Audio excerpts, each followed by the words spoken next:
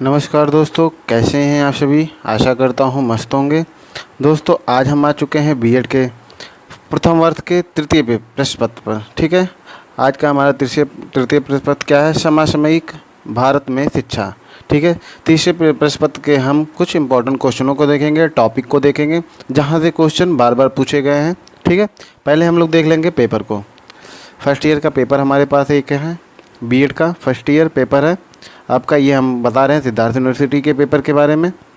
ठीक है, समसामयिक भारत एवं शिक्षा। ठीक है, आपका पेपर हो गया 80 नंबर का, घंटे हो गए, टाइमिंग हो गए आपके 3 घंटे के। ठीक है, वही है, सेम है आपका।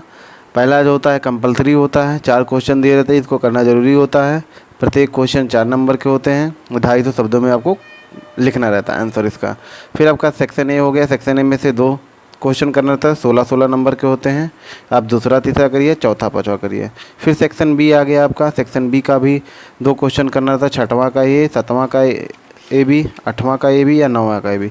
ये आपके क्वेश्चन एक क्वेश्चन आपके 8 नंबर के होते हैं, या 6वां 8 नंबर या 7वां। ठीक है, 6-7 मतलब प्रत्येक क्वेश्चन आपके 8 नंबर के होंगे। ठीक है, तो हम लोग पहला देख लेंगे। पहला देखिए, आपका तीसरे प्रश्न पत्र में आपका पहला टॉपिक जो आ जाता है वैदिक शिक्षा। वैदिक शिक्षा से आपके कई क्वेश्चन पूछे जाते हैं, जैसे प्राचीन भारत में शिक्षा के उद्देश्यों की विवेचना करिए। तो यहाँ से आपका क्वेश्चन बहुत इंपॉर्टेंट था, क्वेश्चन उठता है वैदिक शिक्षा से प्राचीन भारत में शिक्षा के उद्देश्यों की विवेचना करिए। ठीक है, वैदिक शिक्षा के प्रमुख उद्देश्य का वर्णन करिए। ठीक है, 2 क्वेश्चन आपका यहीं से हो गया। ठीक है, तो तीसरा क्वेश्चन भी देखिए आपका पूछ सकता है यहाँ से, वैदिक शिक्षा से संबंधित। वैदिक शिक्षा की प्रमुख विशेषताओं की विवेचना के लिए वर्तमान शिक्षा में सुधार हेतु यह किस हद तक प्रासंगिक है। ठीक है, यहाँ से भी क्वेश्चन आपका देखिए लगातार पूछा गया है, तो यहाँ से क्वेश्चन आपका पूछा जा सकता है। तो क्वेश्चनों को नोट करते चलेंगे, टॉपिक को नोट करते चलेंगे, या हेडिंग से टिक लगाते चलेंगे, यूपीएस होगा अपने पास, या फिर क्वेश्चन के हेडिंग को नोट कर लेंगे। वैदिक शिक्षा ही नोट कर लेंगे, तो यहाँ से आपके जितने क्वेश्चन पूछे जाते हैं सारे क्वेश्चन यहाँ पर आपको मिल जाएंगे यूपीएस में। फिर अगला एक क्वेश्चन के बारे में चलते हैं, जो हमारा इंपॉर्टेंट टॉपिक होगा। ये देखिए, यहाँ पे एक आ जाता है आपका 6वां नंबर, उपसंपदा एवं समावर्तन संस्कार का संप्रदाय। ठीक है, संस्कार। ठीक है, संस्कार के बारे में आप लोग देख लेंगे। यहाँ से 2 संस्कार यहाँ पे दिए हुए हैं। ठीक है, देखिए यहाँ पे क्वेश्चन पूछ लेता है वैदिक शिक्षा से ही आपके वैदिक शिक्षा के गुण दोषों की विवेचना करिए। ठीक है, ये भी क्वेश्चन आपका इंपॉर्टेंट है, 23 में देखिए पूछा गया था, तो हो सकता है रिपीटेड कर दे, 24 में पूछ सकता है। ठीक है, फिर आगे देखेंगे हम लोग बौद्ध शिक्षा। बौद्ध शिक्षा के बारे में वेरी इंपॉर्टेंट क्वेश्चन है बौद्ध शिक्षा।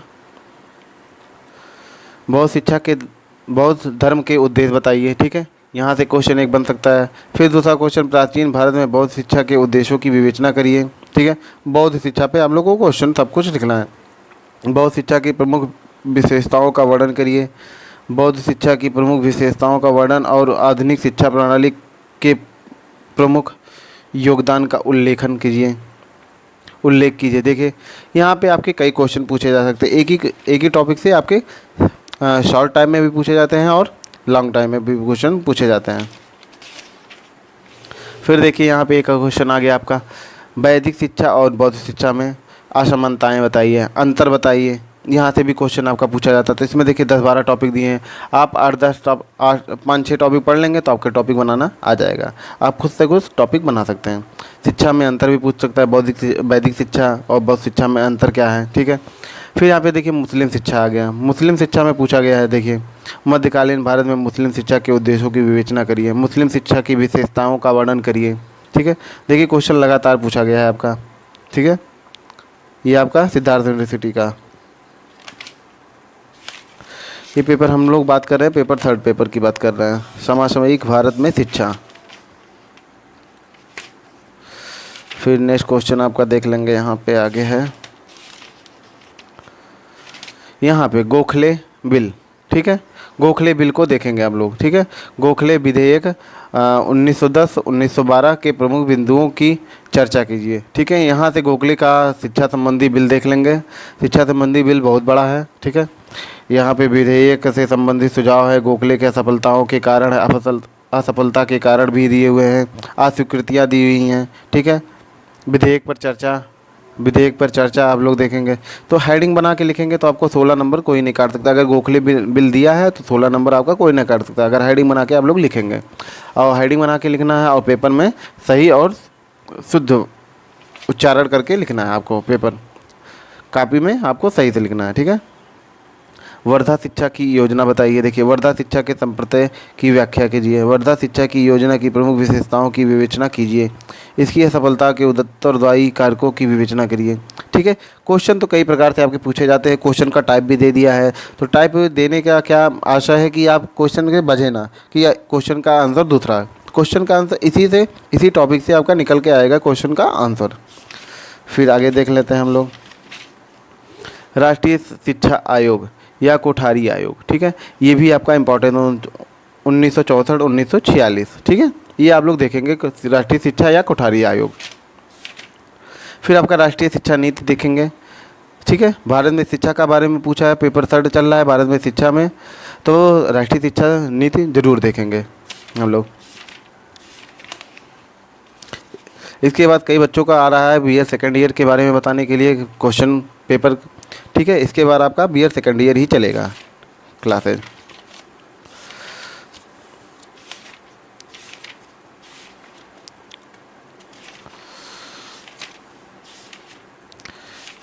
यहाँ पे लास्ट में आ जाता है आपका एकलव्य फाउंडेशन। एकलव्य फाउंडेशन ये भी आपका वेरी इंपॉर्टेंट की लिस्ट में है, ठीक है।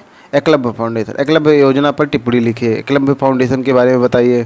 शिक्षा के वैकल्पिक प्रयोग के रूप में एकलव्य की विशेषताओं की विवेचना करिए, ठीक है। ये क्वेश्चन आपके लॉन्ग टाइम में पूछे जाएंगे, 16 से या 8 नंबर या 16 नंबर में पूछे जाएंगे। सेक्शन ए या सेक्शन बी में यहाँ से क्वेश्चन आपका उठ सकता है।